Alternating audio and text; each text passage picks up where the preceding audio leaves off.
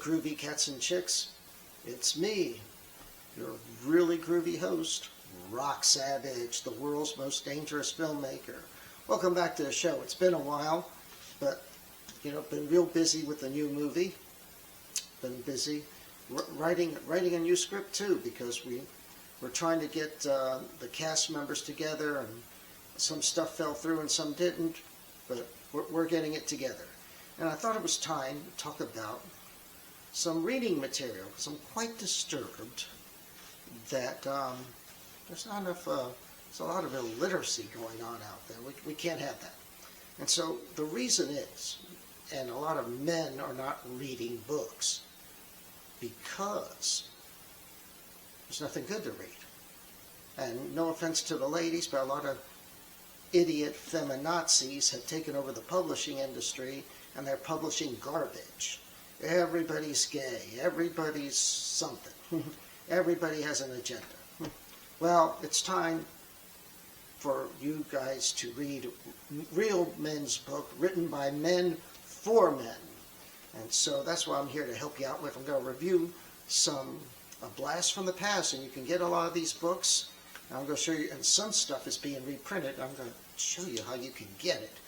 And so I'm going to show you my collection of books about real manly men, men of action, men with guns, men who don't take crap from anybody.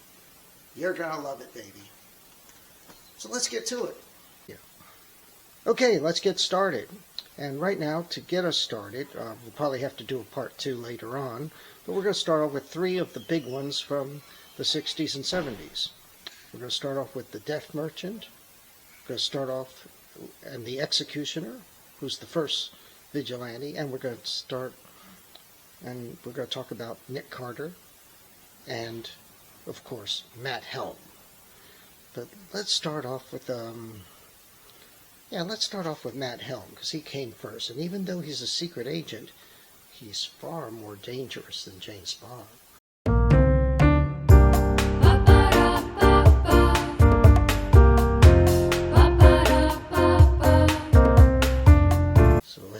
Let's take a look at that.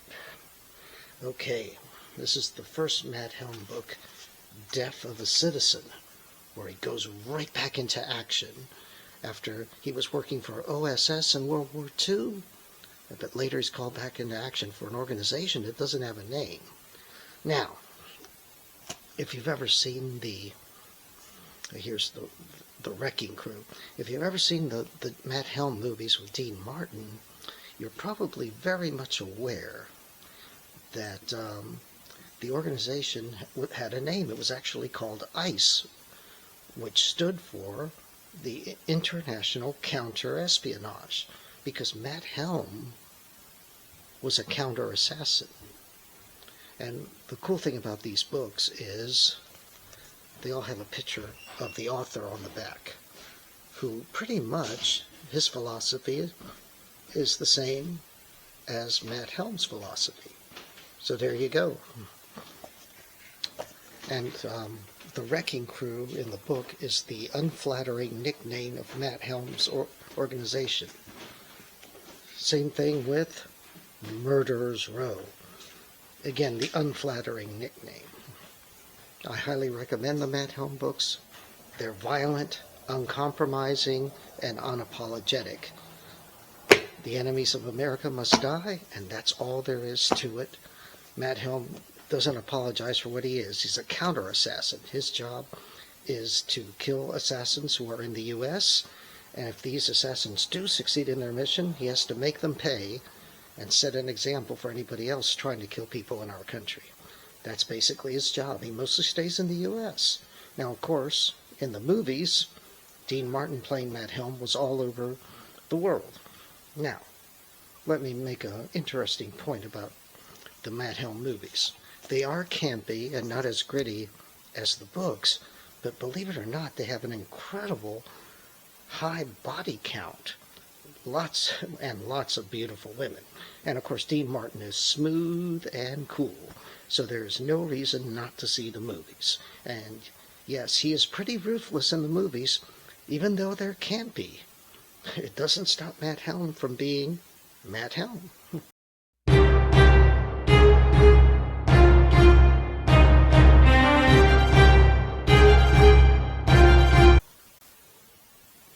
Okay, our next action hero is Nick Carter. The Nick Carter books were written basically, they're basically ghostwritten by different writers, but they all had pretty much a writer's Bible, and they're still all, for the most part, most of them are excellent, and I highly recommend it. Nick Carter has a very unusual history. Very unusual. Nick started off in the 1920s as a procedural detective. He was a private eye who was very, shall we say, I don't know how to say that. He was kind of a fop. He was very well dressed and not really hard-boiled. But in the 40s, they brought Nick Carter back as a hard-boiled private eye with his own detective agency. And in the 60s, Nick Carter was brought back again by the publishers as a dangerous secret agent. He works for Axe. Basically, he's like Matt Helm. He's basically a hitman who takes out bad guys who have come into our country to cause trouble. Or he goes to their country to take them out. So, Nick Carter has a pretty unusual history. The books are intense and great. Both Nick Carter and Matt Helm really love to bed down beautiful women. And why not? Why the hell not? You know, that's what men are supposed to do. We're supposed to seduce women. That's our job. Anyway, I want to talk about some of these here. Yeah, these this one here, this is the book I want to talk about. Operation Che Guevara. Great. This is a great book because Che Guevara, as you know, is the asshole that many young college idiots, and college is supposed to make you smart, but for some reason it's making people stupid these days. I would advise, if you have kids, don't send them to college. Che Guevara was Castro's right-hand man in Cuba and responsible for hundreds, if not thousands, of executions. He even went to the United Nations and defended the executions. He said, yes, the executions will continue until all opposition is ceased. In other words, anybody that disagreed with Castro was going to be executed by this asshole. Anyway, this asshole in real life was killed in Bolivia. She was trying to start a revolution there. And he was killed with, of course, the help of the CIA. In this book, apparently Che Guevara got away. He's missing a hand. He's got a hook for a hand. And, well, the CIA doesn't want him to get away, so they ask Axe. That's the name of Nick Carter's organization, AX. He's the Axeman. In order to work for them, it's a very elite group. And in order to work for them, you have to be really good at your job to be an Axeman. So basically, actually, his title is Killmaster. That's right, Nick Carter, Killmaster. Not secret agent, Killmaster. Now, think of how cool that sounds. Nick Carter, Private Eye sounds cool. But Nick Carter, Killmaster? As a matter of fact, put the name Killmaster after your own name and see how cool that sounds. John Smith, Killmaster. Doesn't that sound cooler than just John Smith? Yeah. Well, anyway, he does succeed, of course. I should be no surprise. Nick Carter always succeeds in his missions, and he takes out Che Guevara, which is excellent, because Che Guevara is the scum of the earth. So, and and this one was very timely. It came out in the 70s, and an alarming book. In the first chapter, the president and vice president are assassinated by Middle Eastern terrorists. That's why it's called the Fanatics of al-Assad. And the thing they have to do is rescue as you know, the leader of the House leader of the House of Representatives is the next person in line. He's been kidnapped, and they have to rescue him because he doesn't even realize that he's now the president. So Nick Carter has to find him, and they found out they're hiding him in New York, and he actually has to recruit the help of the mafia. Yeah, And so he teams up with the slimiest people in New York, teams up with the mafia boss, and a pimp with a really cool car. I mean, the description of the car is awesome. So, and with their help, he tracks down where the terrorists are, and of course, you know the rest. You know, it's Nick Carter. He's got a series of books. He's not going to fail. You know, that's all there is to it. Okay, let's move on to our next man of action.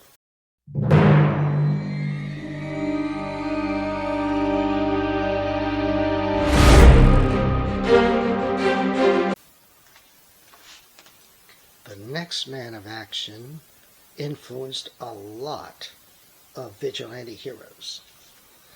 He is Mac Bolan, the Executioner. Yes, the Executioner is a totally cool hero. He is the inspiration for the Punisher. That's right. Yes. There we go. That's a really cool cover. There's another. I like the titles. You notice they're alliterations. Detroit Death Watch. Sicilian Slaughter. Those are some cool ones. Anyway, we're going to get to what happened to him after his war with the Mafia ended. The first title of the book is War with the Mafia. And believe it or not, before the book came out, he was featured in a men's adventure magazine, and they condensed the first book. And by the way, this is where I'm going to recommend this. A lot of these books you're going to have to find used online, but this one here, Men's Adventure Currently, you go to their website, and you can get this. This is the Vigilante issue, see? Where does it say that? I thought it said Vigilante issues. But anyway, it's got 2 book bonuses. Well, the first one's the best. Yes, as you can see, here it is. This is from an old magazine.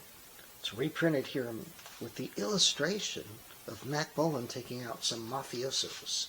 And here we have here, he says, the army-trained killer against the mob, the Executioner. Vietnam vet comes home to find out his father killed his daughter, his sister, and himself because he owed the mob some money. Now here, let me explain the illustration here. Apparently, I thought, you know, when I used to hear about the story, I thought he got the loan from a loan shark, but it was actually a legitimate bank that was run by the mafia, and they got one of these predator loans, and then to pay it off, since they actually were beating the old man, the daughter went into a life of prostitution, and he felt horrible and killed her and himself and tried to kill Mac Bolan's brother, who told him the whole story, which sends Mac Bolan into action. That's why he's shooting these guys in what looks like a legitimate bank. It's not. They're all mafiosos.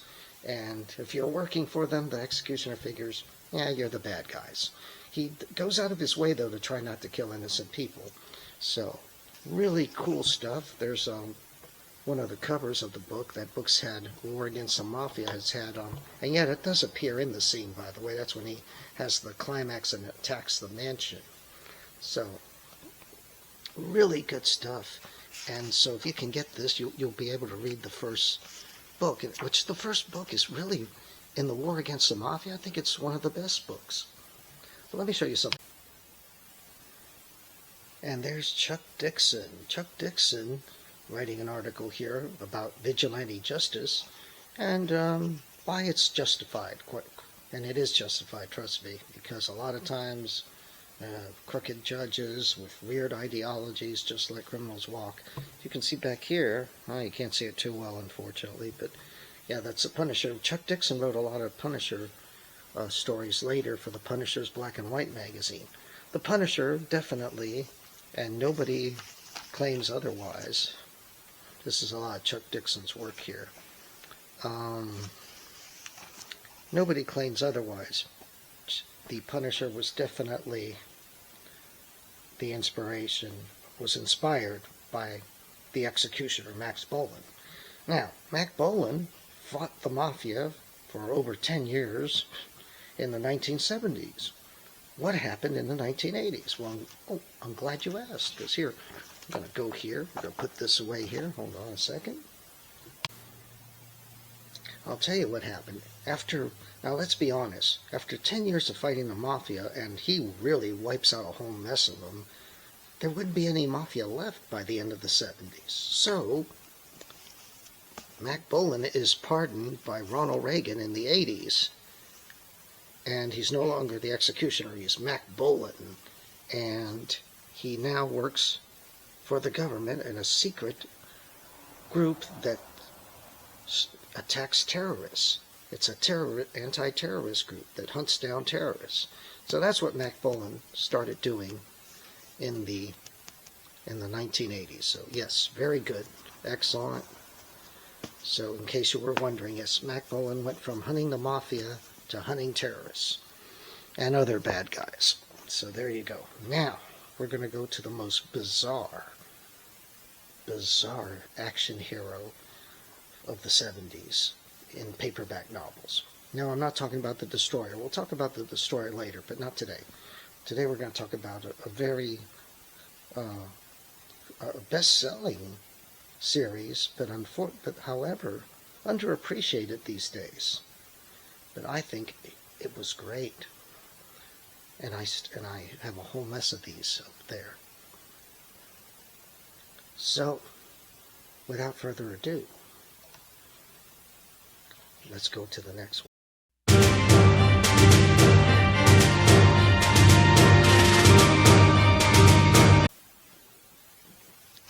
Okay, our next hero is the Death Merchant. Don't get the first novel. He's called the Death Merchant, he's called Richard Chameleon, but he's a mafia hitman. As you notice, it's no number because it was just commissioned. They said, hey, they told Joseph Rosenberger, make us a mafia book because The Godfather's real popular. But by the time the second book came out, he was a totally different character. He was a freelance mercenary, but he only works for America because he's a patriot. He charges $1 million for an assignment. He usually goes in with a team, and their missions are so outrageous and so dangerous, that's why he charges $1 million for an assignment. I think with inflation, he probably would charge more these days. And these stories are outrageous. There's one where it deals with the Russians have a secret weapon that causes spontaneous human combustion. The Chinese conspiracy. Wow, well, considering that recently the mayor of a town in California had connections to the Chinese government, there is a Chinese conspiracy nowadays. So I think we can take this seriously now. He also had a congressman, his girlfriend was a Chinese by Satan strike. I forgot what this one's about. I'll have to check that out. Here is one of my favorites. This one's pretty topical these days, even though it was written in the 70s. The Billionaire Mission. There's an evil billionaire. Good Lord, that could be the guy who runs Amazon. And basically, now it's interesting, the Death Merchant, Richard Chameleon, well, it looks like Steve Austin in this picture from the $6 Million Man. But anyway, this billionaire wants to take over the world, and he's a Satanist. No, really, he is, and he's a total psychopath. If he wants during the raid on his headquarters by the Death Merchant and his team, he finds out that the toilet paper was not put the correct way on one of the bathrooms, and wants his team to find out who did it and shoot them. This guy's a nut job, man. He has to be taken out, definitely. Really good book. I recommend The Death Merchant a lot. Also, interesting, like I said, he works for CIA, DIA, which is a real organization we have called the Defense Intelligence Agency. He's worked for all sorts of intelligence agents, naval intelligence, all of them. And like I said, he won't work against his own country, but he is a ruthless mercenary, and anybody that gets in his way, they're dead. There was one episode where some FBI agents were trying to arrest him, and he killed them because the mission was more important than anything.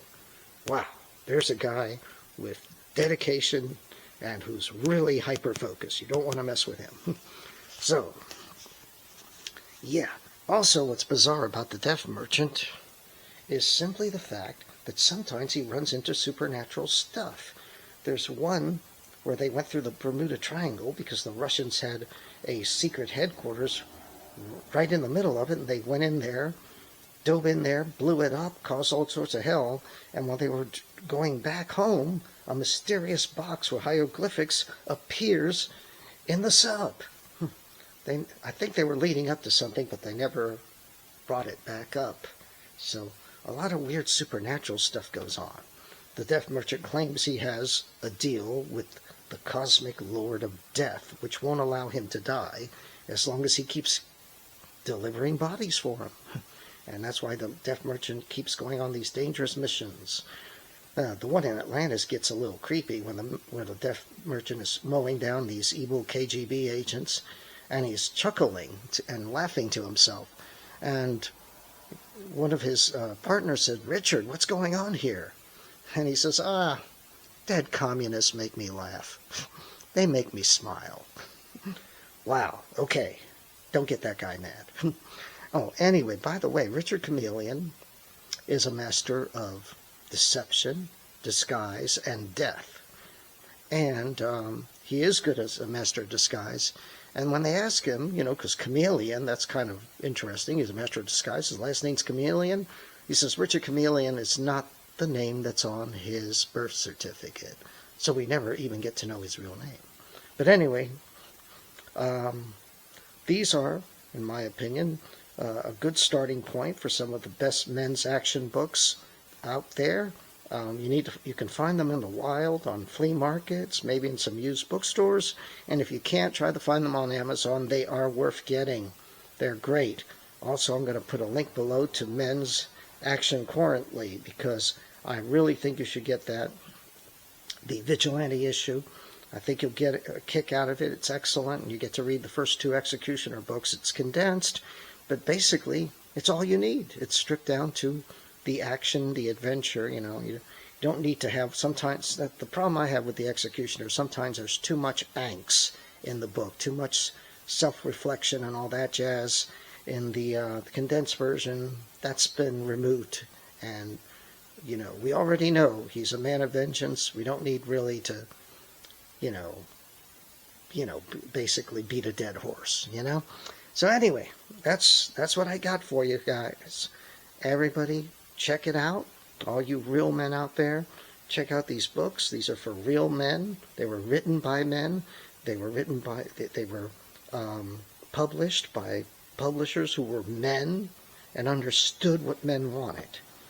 Not by a bunch of crazed feminazis out there who they want men to act feminine like women. That's not good. So be a real man and read these manly books. And I'll probably be back in another episode with more manly books. This is just the tip of the iceberg, cats. All right. I'll be seeing you later. Stay groovy.